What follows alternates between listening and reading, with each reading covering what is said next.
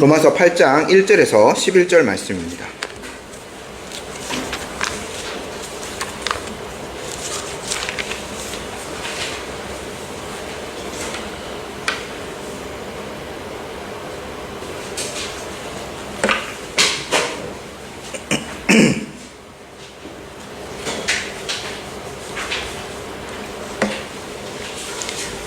로마서 8장 1절에서 11절 하나님의 말씀을 들으십시오.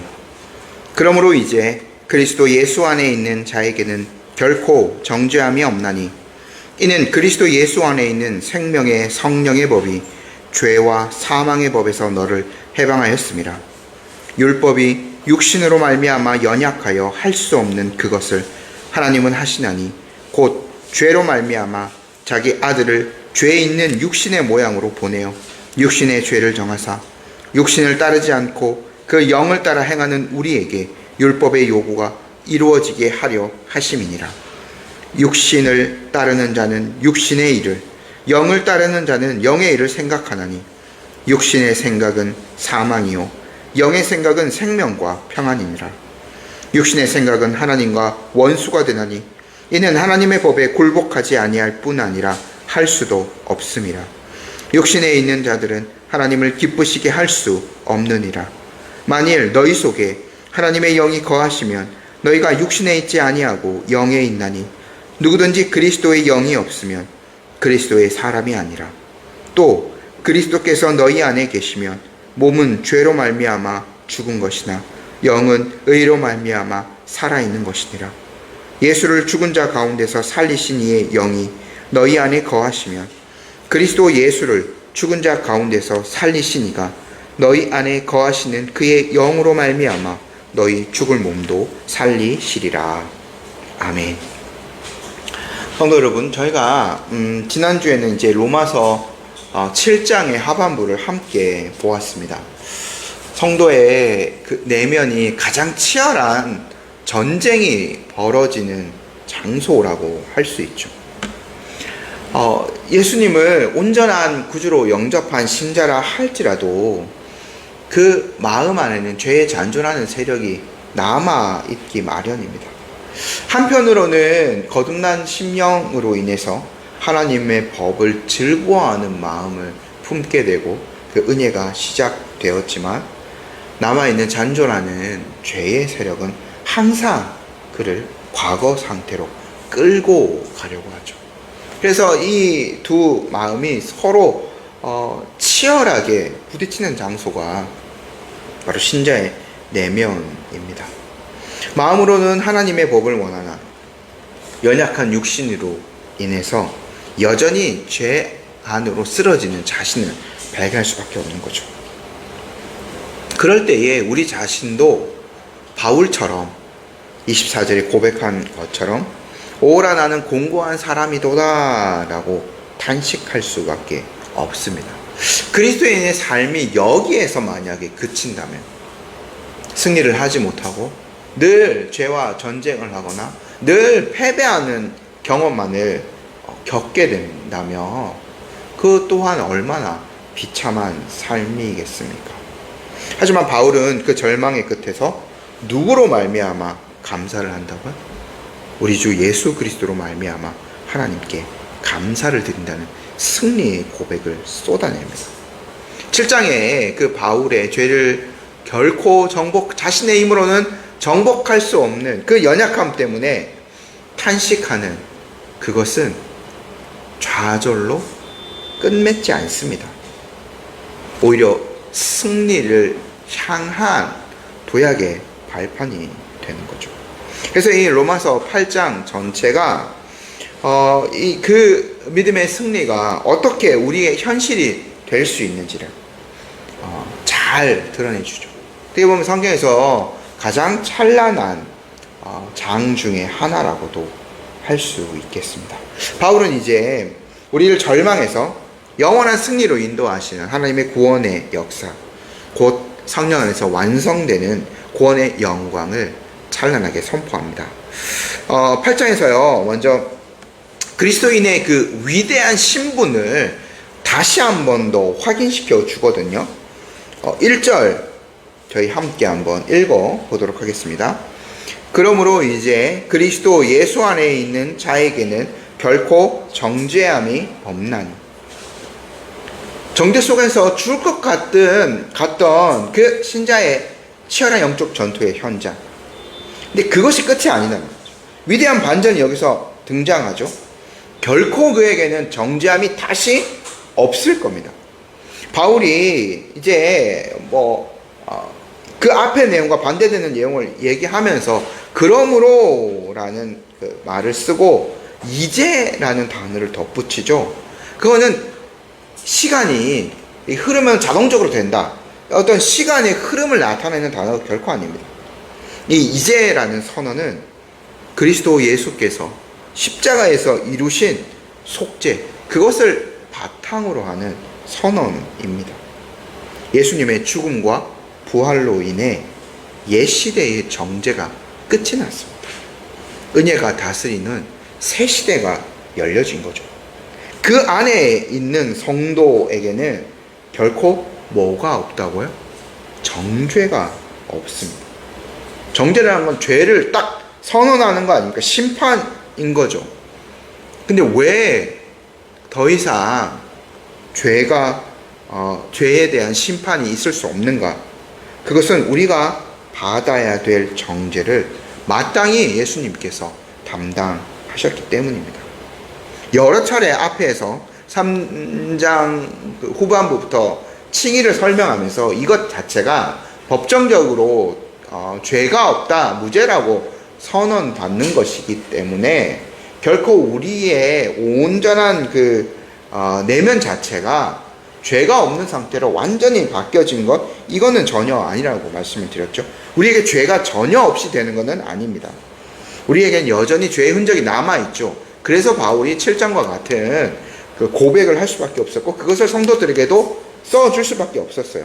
하지만 하나님께서 그 연약함이 있다고 해서 하나님께서 한번 정하신 그 심판, 예수 그리스도의 그 은혜가 덧입혀진 자들에게 내려주신 그 칭의 선언을 안 되겠네, 너 다시 판결 내려야 되겠네, 이러면서 다시 하지는 결코 않으신다.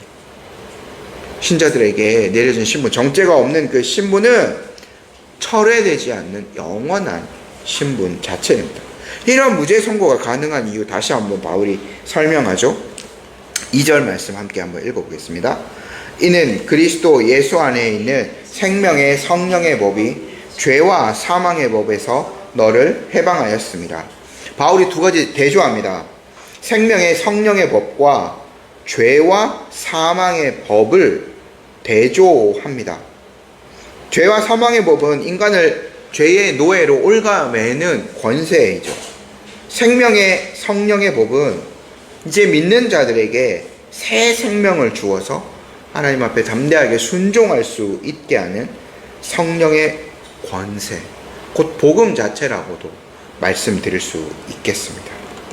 이 성령님의 권세가 단번에 우리를 죄의 세력에서 생명의 세력으로 옮겼습니다. 이것은요, 바울의 여러 설명에 따르면 무엇은 이러한 능력을 행할 수 없다고요? 율법은 결코 이러한 능력을 행할 수 없습니다. 줄 수 없어요. 그래서 다시 한번 바울이 3절에서 율법의 근본적인 무능력을 다시 한번 짚고 넘어가게 되는데요. 3절 말씀 함께 한번 읽어보겠습니다. 율법이 육신으로 말미암아 연약하여 할 수 없는 그것을 하나님은 하시나니 곧 죄로 말미암아 자기 아들을 죄 있는 육신의 모양으로 보내어 육신의 죄를 정하사. 앞에서 바울이 여러 차례 설명했습니다. 율법 자체는 악한 것이 결코 아니에요. 하나님께서 주신 건 아닙니다. 하나님의 뜻이 담겨져 있는 것이지 않습니까? 그래서 그것은 거룩하고 선한 거예요. 근데 왜 우리에게 크게 작용할 수 없다고요? 인간의 타락한 본성 때문에, 육신 때문에 우리를 의롭게 할 힘이 없는 거죠. 그래서 율법이 무력해졌을 때 하나님께서는 친히 구원 사역을 행하셨습니다. 바울이 3절에서 다시 설명하죠. 하나님이 그 육신 입은 자들을 구원하기 위해서 자기 아들을 죄에 있는 육신의 모양으로 이 땅 가운데 내려보내 주셨습니다. 그래서 예수 그리스도께서 우리와 동일한 육체를 입으신 거죠. 하지만 그리스도께서는 결코 죄에 있는 그 죄에 오염된 본성 자체를 취하신 것은 아닙니다. 하나님은 그래서 그 온전한 제물이 되신 예수 그리스도 그분을 속죄 제물로 삼으셨습니다. 그리고 예수님의 몸 위에 인간이 받아야 될 모든 죄를 심판하셨죠.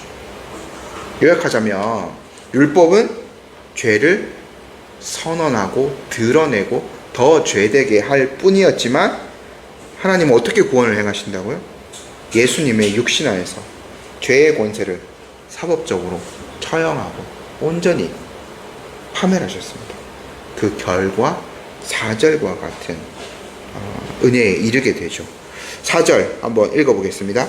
육신을 따르지 않고 그 영을 따라 행하는 우리에게 율법의 요구가 이루어지게 하려 하심이라. 율법의 요구가 뭘까요? 율법의 요구는 그것을 행하라는 겁니다. 예수님이 정리해 주신 대로. 그 구약성경 레위기에 나오는 그것이 그 19장에 나오는 말씀이 대표성을 띠고 그것을 행하라.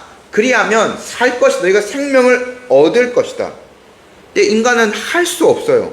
죄만 더 지을 뿐이죠.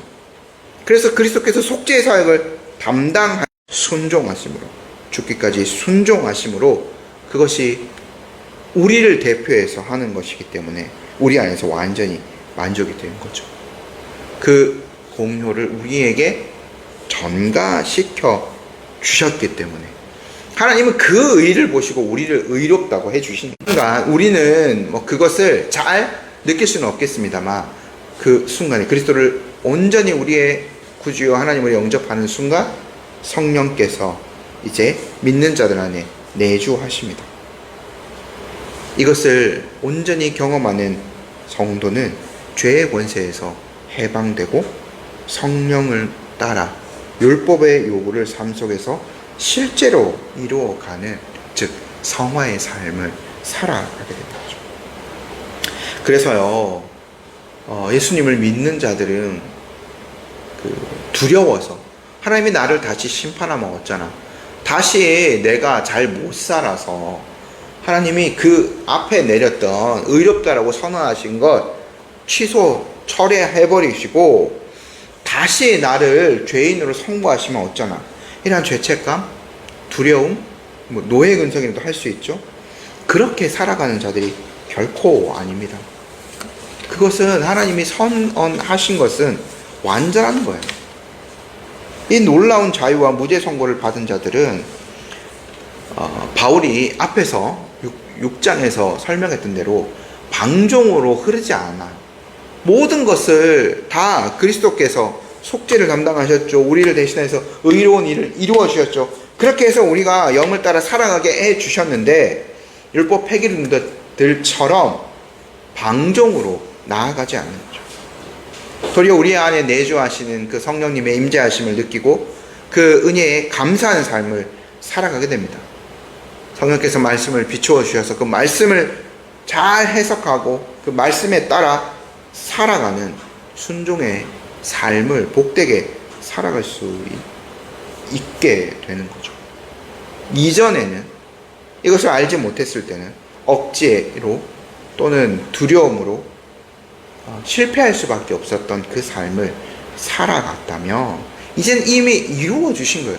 그것을 누리면서 살아갈 수 있는 오히려 더 큰 기쁨 가운데서 이 바울이 말하는 이 영을 따라 행하는 이 삶을 살아가는 자들이 되는 거죠. 이 은혜를 누려야 되지 않겠습니까? 저희가 함께. 근데 바울이요, 요 내용들을 두부리에서 그 생명의 성령의 법이 거하는 삶, 죄와 사망의 법 안에 여전히 머무는 삶, 이러한 삶을 좀 이제 설명했는데 조금 더 깊이 있게 다룹니다. 육신을 따르는 자와 성령을 따르는 자. 단지 어떤 두 신앙생활 상태를 뜻하는 것이 아니라요. 이거는 좀 근본적인 차이가 있는 거. 본질적인 차이가 있거든요. 그 설명을 좀 한번 제가 보도록 할게요. 5절 말씀 같이 한번 읽어보겠습니다. 육신을 따르는 자는 육신의 일을, 영을 따르는 자는 영의 일을 생각하나니. 여기서 나오는 그 생각이란, 우리 지금도 막 생각이 스쳐가고 있을지도 모르겠습니다. 그게 단순한 어떤 뇌의 그 활동, 지적인 활동을 뜻하는 것이 결코 아니에요. 그게 우리 모든 인격의 총체라고 할 수 있습니다. 바울이 여기에서 생각하는 거거든요. 이성, 감정, 의지, 이 모든 것들이 결합된 삶 전체의 방향성이라고 할 수 있죠. 그 앞에서 제가 뭘 설명드리다가 그 틀이라고 말씀드렸는데, 어떤 그 거푸집 같은, 예전에 이제 철을 다루어서 아니면은 뭐 이렇게 황동 이런 것들을 다루어서 거푸집 안에 부어서 똑같은 모양의 것들을 다 찍어내잖아요. 이게 마음의 틀이라고 할 수 있는 거죠. 그것이 근본적으로 변화되어진 거예요. 육신의 매인 사람은 자기 자신, 또 세상의 정욕만 목표로 삼는 겁니다. 그런 틀이기 때문에 그것만 계속 찍어내는 거예요. 근데요, 성령을 따르는 자, 성령의 매인 사자들은 하나님의 뜻을 계속 찍어내는, 그것을 구하는데 마음의 중심을 두는 겁니다. 그 결과가 사뭇 달라요. 6절 한번 읽어봅시다. 시작. 육신의 생각은 사망이요 영의 생각은 생명과 평안이라. 이거 단순한 인간적인 경고가 아닙니다. 너희 괴로울 거야, 조금 그렇게 살다 보면 조금 괴로울 거야 하는 거 아닙니다. 육신의 생각 자체가 곧 하나님과 단절된 영적인 사망 상태를 말하는 거예요. 성령의 생각은요, 하나님과의 사귐이 있는 거죠. 생명 그 자체예요. 생명이 있기 때문에 하나님과 사귐을 할 수 있는 거죠. 그것이 평안으로 드러납니다. 성도의 그 내면의 안식인 평안으로 이 땅을 살아가게 돼. 이것부터 이제 시작되어지는 거예요. 다시 한번 바울이 경고해요. 육신의 생각을 가진 자들의 결말이요. 저희 7절, 8절 말씀을 좀 같이 한번 읽어볼까요? 시작. 육신의 생각은 하나님과 원수가 되나니 이는 하나님의 법에 굴복하지 아니할 뿐 아니라 할 수도 없음이라. 육신에 있는 자들은 하나님을 기쁘시게 할 수 없느니라. 육신의 생각이요, 하나님과 원수가 되고요, 사망까지 이른다고 바울이 경고하지 않습니까? 왜요? 그것은 하나님과 원수가 되기 때문에 그럽니다. 타락한 인간은 조금 부족한 존재가 아니에요. 조금만 고치면 될 그런 존재가 아닙니다. 근본적으로 하나님을 대적하는 존재예요. 그래서 하나님의 법에 굴복하지도 않고 할 수도 없다. 전적인 타락과 전적인 무능력까지 바울이 여기에서 말하고 있는 거죠. 하나님의 법에 순종하는 것 자체가 불가능합니다. 성령으로 거듭나지 않은 자연 상태의 인간은 무엇인가를 시도해 볼 수는 있어요. 정말 고결한 행위를 할 수도 있습니다. 종교적으로 정말 비슷하게 열심을 낼 수 있어요. 근데요, 하나님과 원수된 관계를 드러낼 뿐입니다. 그것은 하나님은 오히려 노엽게 한다고 표현할 수 있을 거예요. 결코 어떠한 것도 이룰 수 없죠. 그래서 우리는 거듭 예수님께서 이루신 그 사역에 천착할 수밖에 없습니다. 요 부분을 설교하면서 그 스프라울 목사님이 요 구절들, 지금 바울이 그 7절 8절을 해설하면서 요 부분이 현대인들이 가장 듣기 싫어하는 거친 복음의 망치와 같다라는 표현을 하거든요. 요게 오늘날 사람들이 정말 복음을 받아들이기 힘들고 싫어하는 이유 중에 하나인 것 같아요. 왜냐면 우리가 조금만 나가봐도 세상은요, 인간이 본성적으로 조금 괜찮은 존재라고 생각해요. 그래서 교육을 열심히 하죠. 또 좀 교양 있게 살아보려는 그런 노력들을 굉장히 많이 기울입니다. 그래서 하나님을 믿지 않고도, 중보자 예수 그리스도를 통하지 않고도 얼마든지 평화로운 그런 개인이나 공동체를, 세상을 만들 수 있다라고 생각을 합니다. 조금만 객관적으로 한번 살펴보면 세상이 움직여가는 원리가 아마 그럴 거예요. 근데 성경의 진단은 정말 반대입니다. 성령님 없이 세상의 정욕, 세상의 가치관에 매여 사는 사람들, 즉 육신의 생각에 얽매여 있는 사람들은 하나님과 그냥 원수일 뿐이에요. 그 종착지를 바울이 엄하게 경고합니다. 영원한 파멸과 사망밖에는 없어요. 그래서 육신에 속한 자는 그가 정말 겉보기에는 괜찮은 사람, 사회적으로도 부유하게 살고 굉장히 세련돼 보이는 그런 사람이라 할지라도 그 내면은 하나님과 전혀 상관없는 사람, 오히려 하나님을 거역하는 일에 몰두해 있는 사람들 뿐입니다. 그래서 겉보기에 이런 열심을 내지만 거듭나지 않은, 어떻게 보면 세련된 종교인이라고 표현할 수 있는 그런 사람들은 하나님의 뜻에 합한 자가 결코 아닙니다. 반드시 거듭나야만 하죠. 성령님을 통해 거듭난 자야라만 하나님의 뜻을 이룰 수 있는 겁니다. 여기까지 일반적으로 바울이 이제 육신에 있는 자들, 그리고 영을 따르는 자들 대조해서 좀 설명했다면, 조금 더 이제 9절부터는 직접적으로 로마 성도들을 향해서 다가가거든요. 그래서 3인칭으로 요 8절까지 좀 표현하다가 9절부터는 이제 로마 성도들을 향해서 직접적인 어조로 바울이 표현해요. 그래서 너희라는 표현이 이제 막 등장하기 시작하죠. 9절 함께 읽어보겠습니다. 만일 너희 속에 하나님의 영이 거하시며 너희가 육신에 있지 아니하고 영에 있나니 누구든지 그리스도의 영이 없으면 그리스도의 사람이 아니라. 직접적으로 얘기합니다.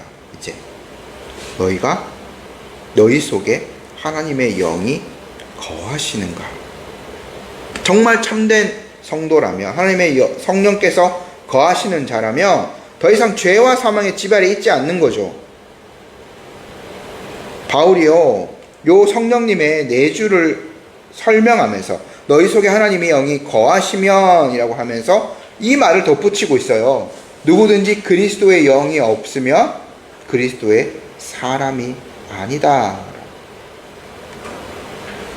그러니까 요거를 조금 더 또 설명하면, 참되게 거듭난 그리스도인이라면 누구든지 성령님을 소유하고 있다라는, 또 반대로 교회에서 이런 생각도 요즘 많이 모든 시대를 통틀어서 이런 생각들이 많았어요.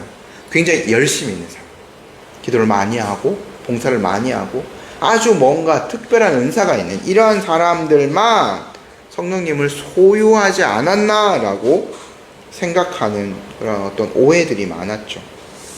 하지만 참되게 하나님 앞에 믿음을 고백하고 예수 그리스도에 대한 온전한 신앙을 고백하여 거듭난 신자라면 누구나 그 순간부터 성령께서 그 안에 거하시게 됩니다. 성령이 없는 그리스도인이라는 표현은 결코 성경에 존재할 수 없는 표현인 거죠. 근데 여기서도 바울이 한 가지 긴장을 드러내는데 10절 저희 함께 읽어볼게요. 또 그리스도께서 너희 안에 계시며 몸은 죄로 말미암아 죽은 것이나 영은 의로 말미암아 살아있는 것이니라. 여기서 바울이 말하는 몸, 실제 이 우리가 살과 피가 있는 육체 자체를 뜻합니다. 성령께서 내주하시는 자라 할지라도 여전히 그 사람의 육체는 연약함을 겪어요. 흔히 말하는 생로병사를 다 겪죠. 노화, 죽음, 또 질병 안에서 고통합니다. 그래서 이미 성령님을 소유한 자, 이제는 영원한 생명을, 그 영원한 기업을 약속받은 자라 할지라도 여전히 죽을 몸 안에서는 이러한 긴장 가운데서 살아갈 수밖에 없는 약한 존재인 거죠. 바울의 강조점은 후반부에 있는 것 같아요. 몸은 반드시 죽을 수밖에 없지만 성령님, 이 성령은 의로 말미암은 우리의 생명이 되어 주신다. 그 몸이 죽어가고 연약해지고 하더라도 이것을 우리가 극복할 수 있는 힘이 있어요. 우리 안에 거하시는 성령께서는 죽어가는 육체를 이기시고 삼키는 부활의 생명으로 역사하실 것이기 때문에. 그래서 바울이요 11절에 영광스러운 미래를 이렇게 이야기해 주는 겁니다. 몸의 구속을 이렇게 드러내 주는 겁니다. 11절 저희 다 같이 한번 읽어보겠습니다. 시작.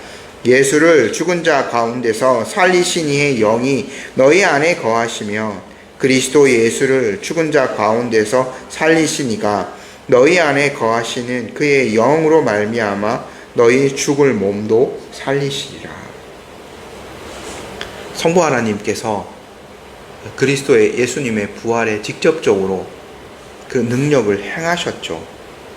주권적으로 행하셨습니다. 다시 살리셨습니다. 우리가 매번 예배 때 사도신경을 고백하시죠. 근데 바울이요, 성도를 향하여서 죽은 몸이라고 안 하고 마지막에 보면 죽을 몸이라는 표현을 쓰죠. 미래형을 쓰고 있어요. 이건요, 장차 우리가 입을 그 부활의 몸을 지칭하는 표현이기도 합니다. 동일한 예수님께서 입으신 그 육체와 동일한 육체, 그것을 이제 입을 거라고요. 지금 우리가 살과 피가 있는 이 육체로 반드시 부활할 것이다 라고 바울이 좀 명확하게 그거를 설명하고 있는 거예요. 그러니까 어떤 사람은 이때도 마찬가지입니다. 부활이 영적으로만, 영혼만 있을 거라고. 영혼이 계속 이제 이어질 거라고, 영혼이 쭉 이어질 거라고 생각하는 사람들이 있었거든요. 근데 그것은 육체는 그냥 육체의 장막은 그냥 벗어버리고 영혼만 영원히 사는 그런 사건이 결코 아니에요. 하나님께서 예수님을 무덤 가운데서 일으키셔서 실제로 예수님이 확인시켜 주셨잖아요. 영은 살과 피가 없는데 나 한번 만져봐 라고 확인시켜 주셨잖아요. 그 부활의 능력으로 성령께서 우리의 육체를 다시 살리시고 예수님이 입으셨던 그 영광스러운 몸을 우리도 입게 해 주실 거라는 거죠. 그래서 우리가 우리의 육체를 생각할 때 물론 우리 이 육신의 연약함 때문에 죄를 지을 수밖에 없고 7장과 같은 그 어떤 내면의 갈등들을 겪을 수밖에 없지만 우리 육신을 타고 죄가 계속 그렇게 역사하니까요. 하지만 이 우리의 몸은 단순한 죄의 껍데기로 생각할 필요는 없습니다. 우리의 몸은 바울이 고린도전서에서 뭐라고 표현했죠? 성령의 전입니다. 성령이 거하시는 거룩한 성전이에요. 예배당이 성전이 아니라 우리의 몸이요. 성령이 거하시는 이 몸을 하나님께서는 결코 무덤에 영원히 방치해 두지 않으실 것입니다. 예수님의 그 부활로서 가장 확실한 보증을 세워주셨죠. 그래서 우리가 이 육신 때문에 질병, 노화, 또 우리의 삶 가운데 계속해서 주변에 슬픈 일들이 일어나죠. 그것 때문에 낙심할 필요가 전혀 없는 거예요. 장차 주님이 다시 오실 날이 있죠. 그리고 그때에 우리도 그러한 고통이 없는 예수님이 입으셨던 영광스러운 몸을 입을 거예요. 질병과 고통이 없는 완전한 신령한 몸이라고 표현할 수 있겠죠. 이 부활을 우리가 바라볼 수 있어야 되겠습니다. 그래서 우리가 얻은 구원은 바울이 지금 설명하는 이것이 굉장히 시간적으로 보면 길지 않나? 과거에 있었던 예수님께서 이루셨던 속죄의 사건부터 지금 우리의 그 연약한 몸, 이 안에서 죄를 틈타고 역사하는 부족함이 있지만 그래도 우리의 몸 안에 성령께서 거하시고 우리를 거룩하게 하나님의 뜻을 이루는 존재로 만들어 가시고 결국에는 이 현재의 모든 물리적인 한계, 낙담들, 영적인 어떤 침체들, 이 모든 것들을 넉넉히 이겨내서 승리하게 하여 주실 것이라 그 완성의 그날까지 바울이 이야기하고 있는 거죠. 하나님께서 이미 이루신 사건이기 때문에 이렇게 굉장히 단정적으로 표현하고 로마 성도들이 이것을 확신시켜 줄 수 있는 거죠. 그래서 우리가요, 이것을 교리적으로 이렇게 정리할 수 있겠습니다. 성령 안에서 신자의 구원은 완성되어 가고 있다. 좀 어려운 신학 용어를 계속 썼습니다만, 칭의, 그리고 우리가 거룩해지는 과정인 성화, 그리고 장차 우리가 부활의 몸을 입을 영화까지 구원의 완전한 사슬로 이어져 있죠. 이것을 황금 사슬이라고도 표현합니다만, 성령님께서 이 모든 전 과정을 인도해 주세요. 우리의 구원의 시작, 그 칭의 가운데 역사해 주시죠. 1절, 우리가 오늘 본문에서 3절, 4절 좀 봤어요. 하나님은 율법이 연약해서 할 수 없는 그 죄의 문제, 그것을 아들의 대속으로 완전히 해결하였습니다. 그래서 그리스도와 연합한 신자에게는 정죄, 심판이 없어요. 그리고 그 법정적인 선언으로만 그치는 것이 아니죠. 의롭다 하심을 얻은 자들은 반드시 예수님과 연합되어 있는 자이기 때문에 예수님을 닮아서, 예수님을 따라서 이제 새로운 틀이 빚어졌다고 말씀드렸죠. 거룩한 삶을 살아갈 수밖에 없어요. 하나님의 법을 즐거워하는 삶을 살아가는 거죠. 그리고는 결국 어디까지 이르느냐, 10절 11절에서 봤듯이 우리의 그 육체는 장차 성령님의 능력으로 말미암아 무덤을 깨고 일어나서 영광스러운 부활의 몸을 입게 될 겁니다. 이 삼위일체 하나님이 시작하신 이 구원의 역사는 우리 안에 내주하시는 성령님의 신실하신 견인, 그리고 우리를 통치하심, 그 속에서 완전하고 완벽하게 성취될 거라는 거죠. 이 우리 구원의 완전성을 우리가 확신하고 있어야 되겠습니다. 오늘 이제 말씀을 좀 정리하고자 하는데요. 여러분, 오늘 말씀이 우리 성도님들에게 소망을 던져주나요? 그리스도인은요, 공고한 자입니다 라고 외치는 데서 끝나는 자가 결코 아니에요. 결코 그렇게 낙담한 삶 가운데 가두어져서 살아가는 자들이 아닙니다. 그러므로 우리가 죄와 연약함이 여전히 남아있을지라도 그것을 아예 없는 것으로 여기라는 것이 아닙니다. 그거와 우리가 치열하게 싸워야 되겠죠? 그러나 우리에게는 결코 정죄함이 없다라는 사실을 확신하셨으면 좋겠습니다. 왜냐하면 예수 그리스도를 구주로 모신 자들에게는 이미 죄와 사망의 권세는 힘을 쓰지 못하는 하나님의 나라로 옮겨져 있기 때문에, 생명의 성령의 법 아래로 우리가 옮겨져 있는 자들입니다. 우리가 여기에서 더 나아가서 날마다 기쁨으로 성령님의 통치에 순종하며 살아가야 되지 않겠습니까? 생명과 평안을 풍성히 누리며 더 적극적으로 선을 행하며 살아갈 수 있어야 되지 않겠습니까? 주님께서 세우신 이 교회를 더 세우는 삶으로 영광을 돌려야 되지 않겠습니까? 우리에겐 영원한 승리가 있어요. 모든 사람이 죽음, 늙어가는 것 두려워하고, 오늘날 얼마나 그러한 산업들도 급속도로 발전하고 있습니까? 하지만 죽음을 결코 어떠한 것으로도 죽음을 이길 수 없어요. 하지만 우리에겐 죽음을 이기는 승리, 부활이 있을 거라 성도님들 확신하셨으면 좋겠습니다. 이것이 그리스도인의 가장 강력한 소망인 거죠. 그 확신과 소망 가운데 넉넉하게 승리를 경험하시는 우리 모든 성도님들 되시기를 소망합니다. 아멘.